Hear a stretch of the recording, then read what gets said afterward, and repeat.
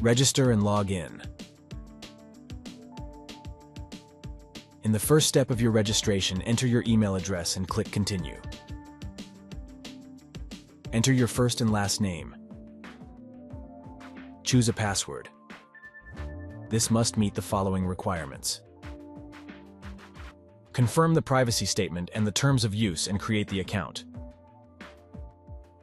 You will receive an email asking you to confirm your email address. You will then be guided to our tool and can explore lcmd in a sample project.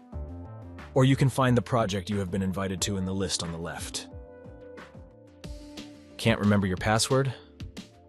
Then click on Forgot Password, and then click on the Send Me an Email button. You will receive an email with a link to reset your password. By clicking on the link, you will be asked to create a new password in our tool. After you have saved the password, you will return to the lcmd start page. Did you like our tutorial? Then please like and share it. You can also subscribe to our YouTube channel. You can find more tutorials in our Help Center.